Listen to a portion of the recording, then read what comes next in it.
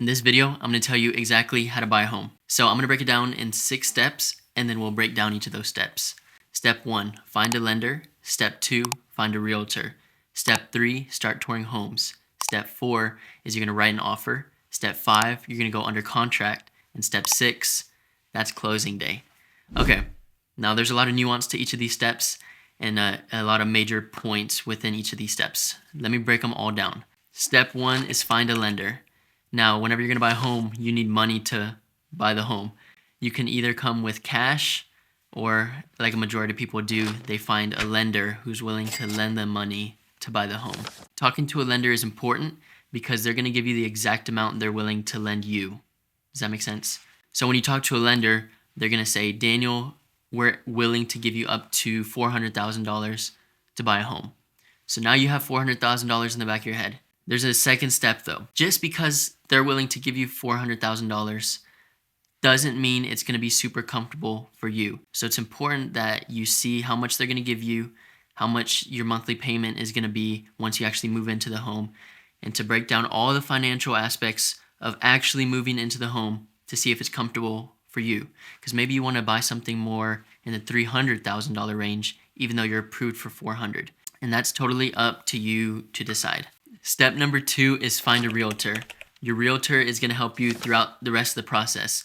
Sometimes it's helpful to even find a realtor before you talk to a lender because they know a lot of good lenders. Like I have a couple good lenders that I always refer people to. So once you find that amazing realtor that you're going to work with, you need to start looking for homes. So that's where that's where we do the heavy lifting. We're going to figure out what you're looking for.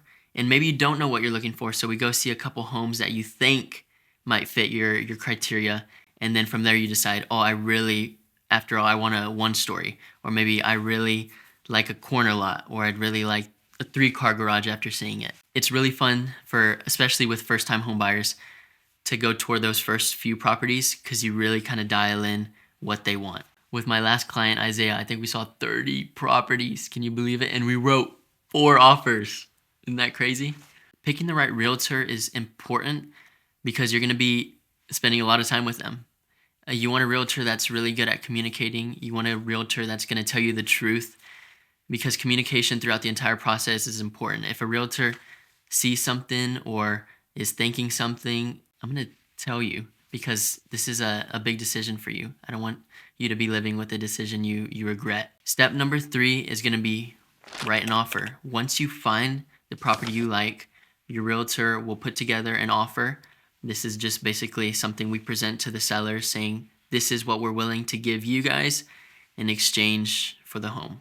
After you write an offer, you're going to go under contract. Now, this is where the heavy lifting begins. As soon as you go under contract, you're going to be entered into an option period. The option period is basically a time for the buyer to do their due diligence. We're going to order an inspection for you to get the property looked at. The reason why it's called an option period is because you have the option as a buyer to terminate the contract for whatever reason. If you get nervous, if you find something in the report that you really don't like and that the sellers aren't willing to repair, if anything happens, you as a buyer have the unrestricted right to terminate the contract. In most cases, I see an option period of 7 days. So you have 1 week to get your inspection done and to negotiate repairs. Okay. So when the inspection is done, we're going to be given the report, and from there we decide, do we want to negotiate? And the answer is typically we do. Do we want to negotiate any repairs to be made? So from here, negotiation begins. So let's say something's wrong with the property. Let's say there's a leak that the inspection report found. We're going to come to the sellers and we're going to say, hey, we want this leak fixed. Now they have the option. They can say, we're not going to fix it. We are going to fix it, or we'll give you some money because we don't want to deal with it. There's a lot of options. You as a buyer can choose to accept any of those options. And so that's what negotiation is, essentially. It's like a dance, right? We're meeting at a spot where both the buyers and the sellers are comfortable moving forward. Let's say we get past option period, we agree, buyers and sellers agree, we're moving forward. Now the home needs to meet appraisal. Just because the bank said you can have $400,000 to buy a home doesn't mean they're going to let you spend that $400,000 on any home you want. let's say it's a rusty old shack, the bank's not going to be too keen on giving you $400,000 for this little hut. So the bank needs to do their due diligence and make sure that the property is meeting value.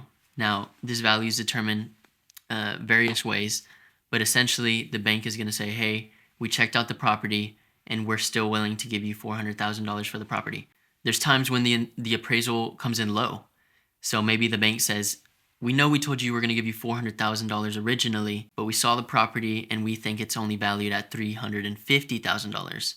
So now there's different options. You as the buyer can come up with that $50,000 in cash, that difference. You can even finance that portion. We can renegotiate purchase price. There's a lot of options there. That's all part of the negotiation as well. Okay, so you met appraisal, you're good to go. Now the bank's going to provide you the closing disclosure. So it's going to give a breakdown of how everybody's getting paid, where all the money's going, flow of money, everything. It's on a sheet. It's pretty long because it has all the ins and outs, but it's there for you as the buyer to feel comfortable seeing where everything's going, basically. Boom, you made it. We're at closing day. So closing day is typically scheduled 30 days from the executed day of the contract. The executed day of the contract is just when the buyers and sellers have both signed and the contract is executed, like we're in motion. So 30 days later, we schedule closing. You'll go to a title company. Now, throughout the whole process, the title company has been taking care of funds, looking at the property kind of on the back end. The title company is huge. They're the bowl where everything is mixed in, right? That's title. So we get to title. That's where paperwork is going to be signed for the home to be transferred from the sellers to you, the buyer. So the home buying process, I was going to say it's not complicated, but I've been around it a lot more. I would say the home buying process is deceiving. I feel like on paper, it's like, oh yeah, we got this. It's going to be super simple. And it is if you have a good realtor who's walking you through the different steps, but it's a long journey. It's a long journey. Overall, it's a straightforward process and it's a formula that's super common.